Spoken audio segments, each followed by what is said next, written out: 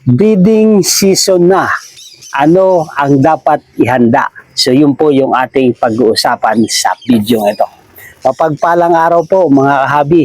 Welcome po sa ating YouTube channel, Olen Aviary at iba pa. So ngayong panahon po ay breeding season na. Ngayong buwan ng August, simula na po ng breeding season. So ano po ang ibig sabihin nito? So mostly po, in general, ito po yung panahon ng magbi-breed na ang ating mga alagang ibon or mga species. So sa ganitong buwan po, karamihan nagbi-breed ang ating mga alagang ibon. So ano po yung ating ihahanda sa ganitong panahon ng pagbi-breed ng ating mga alagang ibon?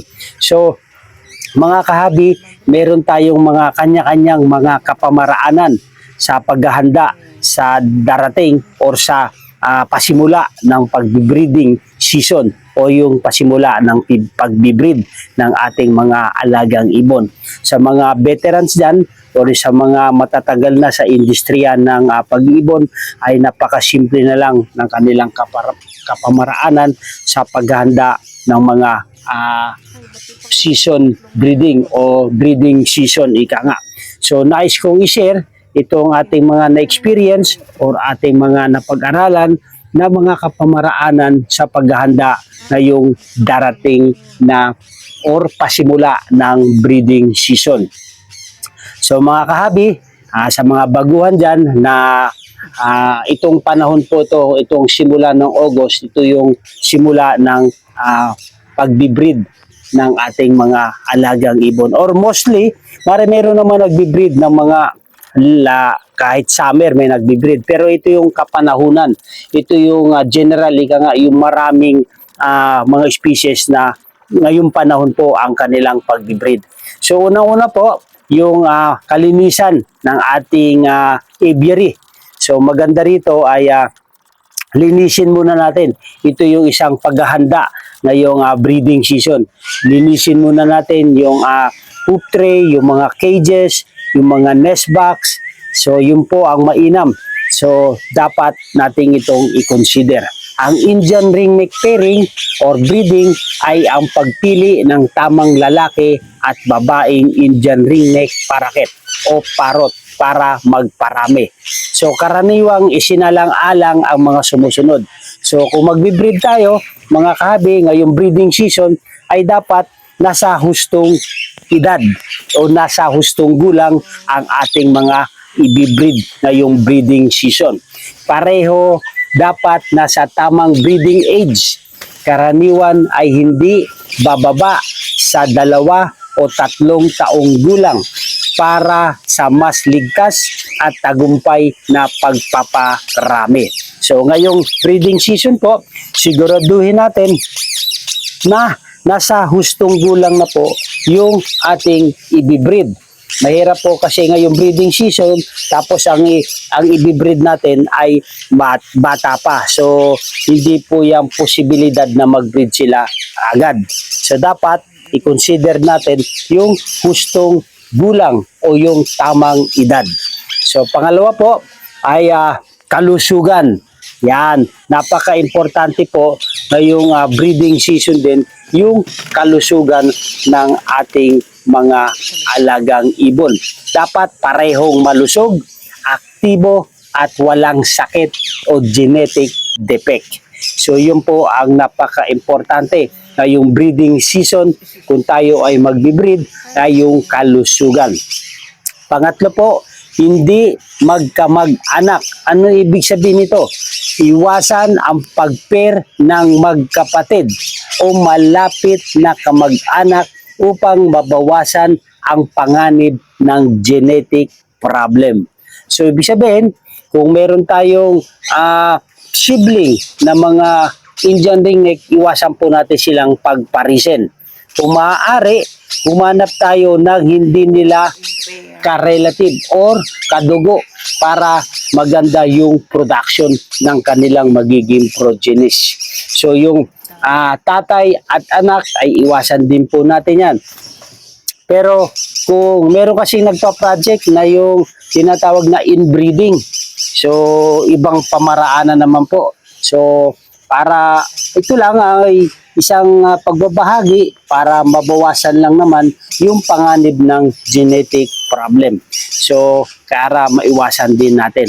So, yung dapat natin ding ihanda ngayong breeding season ay yung mga pinapakain natin sa mga gagawin nating breeder na yung breeding season. Dapat po sapat na mga nutrisyon, sapat na mga pagkain, gulay, prutas, lalo-lalo na po sa mga parrots at vitamins and minerals. So napakahalaga rin po ito mga kahabi na ito ay dapat nating naibibigay ng tama. Yung mga tamang pakain, tamang pagkain at mga masusustansyang pagkain sa ating mga alagang ibon ngayong breeding season.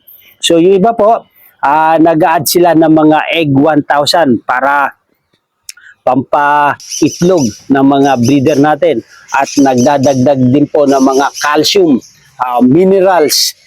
Yan po ay napaka-importante ngayong breeding season.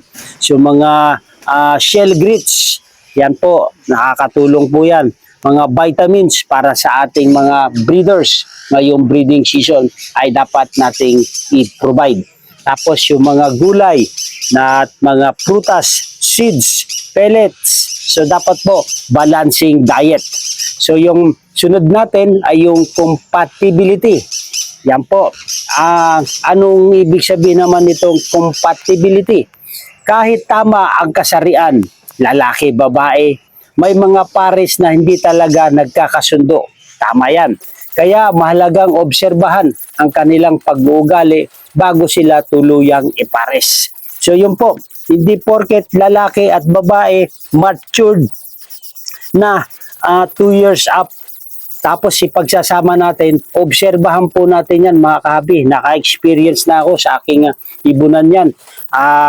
Na aggressive yung babae, inatake yung lalaki pero pares matured. Ayun, namatay yung ating lalaki. Na kinabukasan nakita ko na lang na nangihina na yung lalaki.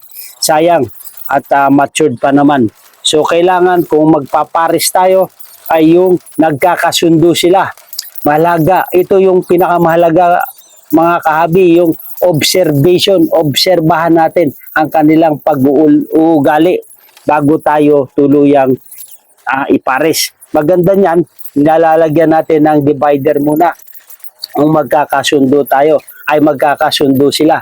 So yung ginagawa natin sa compatibility ay itong mga alaga nating ibon ay pinagpapares natin dahil ngayon ay breeding season na. So yung mga alaga nating ibon ay mga matured na sila. So kinokolek na natin yung pagpapares-pares.